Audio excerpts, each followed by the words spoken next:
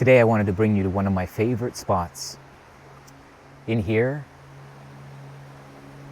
you're just immersed in the beauty of nature. There is a frequency to nature that bathes our nervous system, our mind, and helps us to shift out of the myopic perspective of thinking that we know what the right way is and trying to control everything and everybody in our life to arrive at that perfect, amazing destination that somehow we are just certain is the land of freedom and fulfillment. And if only everybody would get in line and just make it happen. It's so easy, isn't it? Here's the beauty. We are already in that land, the land of fulfillment and freedom, the land where everything works together for your good. You don't actually even need anybody's agreement or anybody's consent for that to be the case. This is what I want to talk to you about today on this walk. Essentially, we can talk about it as our relationship to life, yeah? And that encompasses our relationship to the people in our life, the circumstances, the work that we do, etc.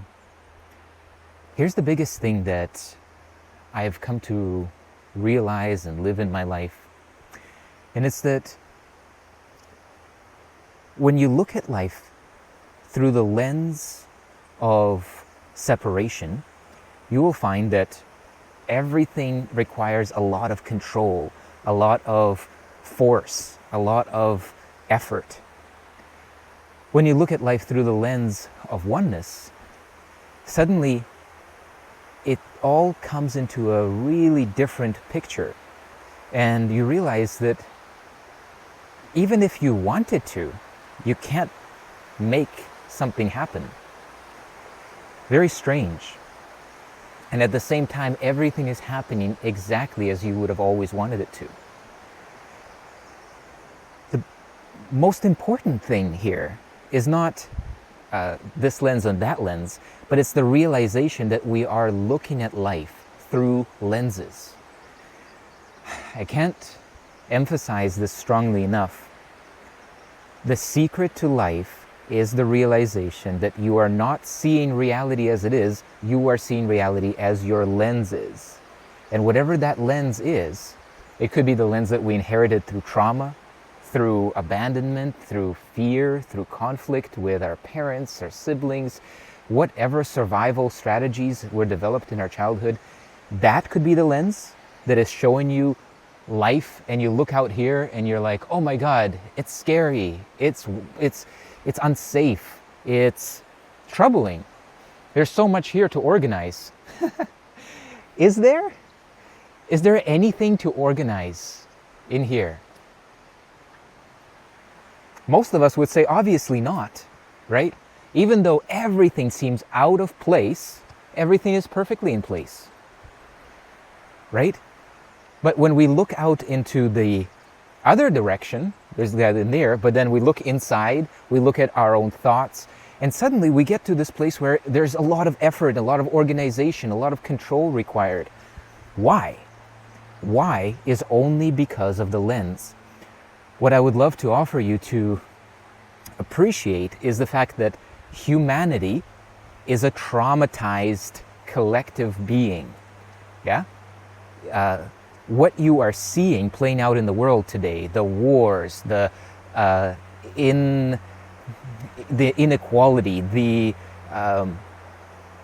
basically the lying and the distortion of truth, where's all that coming from? When did you ever have to lie? When's the first time you ever had to lie? Right? It was probably with your parents because of something that they were trying to impose on you, but you felt like you were choosing your own freedom. Where did that come from? That came from an education system, a context, a society that had instilled certain values in our parents, in our grandparents, and on it goes. And we are actually experiencing the fruit, so to speak, of multi-generational trauma. So when you look at human beings, you really want to be aware of this, that not only is the human being that you're talking to somebody who's lived through a great deal of pain, a great deal of things that coming at them that are the result of hurt people hurting other people, but also that they live in a context, in a world of war, poverty, lack, fear, absence of truth, absence of spirituality, absence of God for the most part, right? We don't need to keep rehashing this. The truth of this is that if we become aware of the context in which we live, we can also become aware of the fact that everybody is simply playing out their script. The script that they've inherited through their karmic entanglements with duality, through their relationships, through their traumas.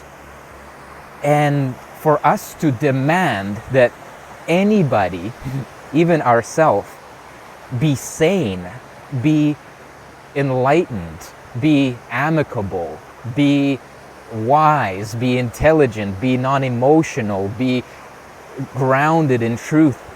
This is like asking a child who's maybe 2 or 3 years old to be able to master some kind of calculus formulas, explain to you how they work. It's simply inappropriate, yeah? Or like asking a fish to climb a tree, it's simply inappropriate. It's not the right use of that particular level of consciousness.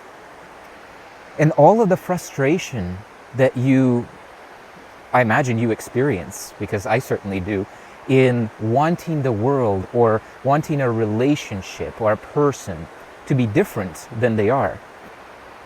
All of that is the result of this kind of thinking. The kind of thinking that essentially leads you to believe that somebody who's capable of sanity, love, forgiveness, presence, all of that, is withholding it from you. And so likewise, when we look at the world and we look at the world leaders of the countries, the presidents, the governments, all of the structures, we look at that and we say, you should know better, you should do better. Really? If it doesn't work on the microcosm, it's not going to work on the macrocosm. So my invitation to you is to switch out that lens, the lens of judgment, the lens of assuming the worst about people, about their capabilities, about, I'm going through a little tunnel here, and about their motives, and instead realize that we are essentially a product of systemic consciousness. So not any one aspect of the system is acting in isolation from the system. I want to bring another quick example. So you probably have heard that if there's problems in families, there's a problem with the children, let's say they're misbehaving at school, what do they do in therapy? Well, they bring the whole family in because they realize that the child is a product of the family system.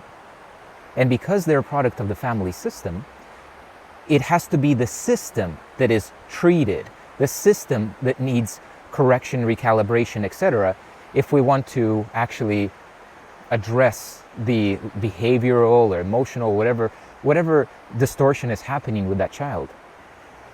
In the very same way, if we want to address any problem in humanity, we have to think in terms of what is the context in which that problem arises. What is the context in which this decision is made, or this kind of person comes to lead a country or to make decisions for the world? What is the context? And when we realize that the context is simply that of a humanity that is in a very infancy stages when it comes to consciousness, humanity that still believes in force, in separation, and essentially believes in an absence of God. Even all the religions, they're not living like they are in the mind and heart of God. They are living like God will come soon, God was here before, but certainly God is not here now, right? And likewise, most of us. I want to say for sure myself, as I'm here speaking with you, I remember the truth. But as I go on and I get caught up in the to-dos of the day, getting something from the fridge, etc., of course, I also go on an autopilot. I go into a space where I don't remember these first principles. I don't remember that I literally am in the heart and mind of God right now, that the context and the life around me is divine perfection, that all is one and that God is everything at all times. I don't remember that. If I did, I would make very different decisions about what I might say, how I might feel, what I would value in the moment. So I guess this conversation is really an invitation to compassion for others, realizing that just like blaming a child that hasn't yet learned anything about, let's say, manners for being rude, in the same way, it doesn't make sense to blame humanity that hasn't yet learned its true nature, its origin, who it actually is, what it's capable of. If that's the case, then it absolutely doesn't make any sense for us to blame this humanity for being something that it is inevitable for it to be. And in fact, if we become aware of the greater spiritual context, we will realize that it's perfect.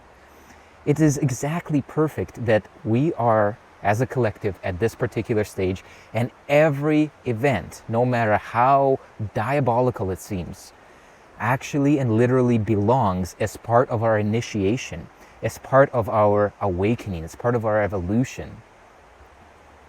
If we take that perspective, then we realize that all of this is right. All of this is not only necessary, but inevitable as part of the Great Awakening, as part of my self-actualization. That's why everything is happening in the world. It is for your own best interests. This is a perspective that you can live in, feel in, and make decisions from in such a way that it is undeniably real. Others may not live in that context, but you will absolutely feel and know the unshakable reality of it in the same way that you feel and know the reality of your current paradigm of reality, right? It seems self-consistent, and it always will be, whether it is something that you choose consciously and you choose in light of your awareness of spiritual truth, and you train and embody it that way, or if it's something that you end up with by default simply because you experience certain types of trauma, certain types of experiences that have taught you that this is the way that you have to be.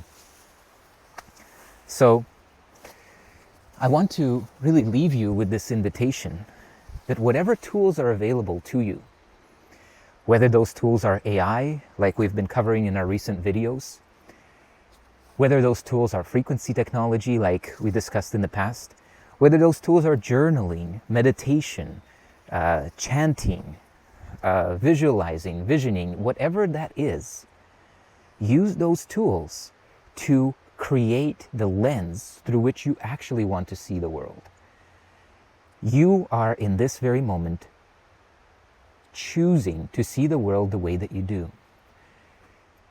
Now, do we want to continue to have that choice unfold unconsciously?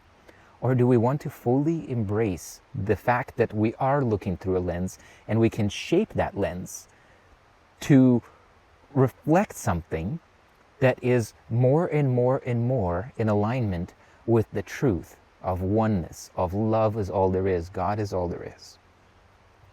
Or do we want to continue to play out the trauma-inherited patterns from generations prior that you have no really say in, that are just programs that, like a video player, you put in that VHS and it starts to play the video, and you have no choice about the video because it is already predestined. The end is already set.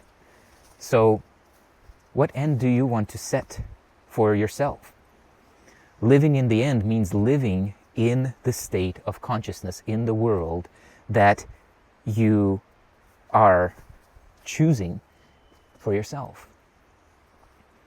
And I would say that the most relevant, the most important thing to manifest by living in the end is your state of consciousness, your state of being, your world. Why manifest a car or a job or money when you can manifest the perfect world for you to live in, for humanity to live in? So I hope that this is something that resonates with you. And I would love to hear from you in the comments. What stands out when you look at the world and you ask yourself the question, is this the world that I want to live in? What arises as contrast and reveals to you, well, actually, there is room for you to apply choice, your creatorship, to apply and embrace your power of shifting your perception. And by the way, if you need support with that, if you're stuck on some of the world issues, some grievances, some pain that you're carrying around from the past, I have been there many times. I'll be there many times hence. I want to encourage you. My wife and I had an amazing experience using the Forgiveness GPT that I shared about in the last video. If you haven't seen that, then I'll post a link over here, and I invite you to go ahead and check out that video on the Forgiveness GPT.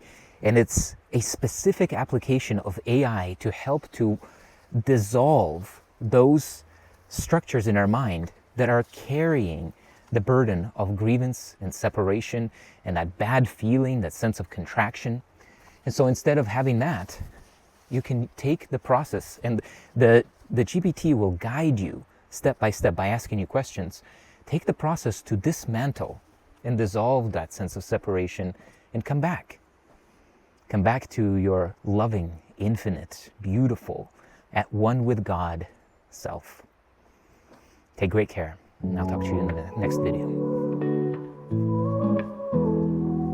I'm already love, already joy, already peace, already whole. I see the infinite potential flowing through my soul. God is living my life, I'm just a witness to his plan. I surrender to the flow, I let go, I let it stand.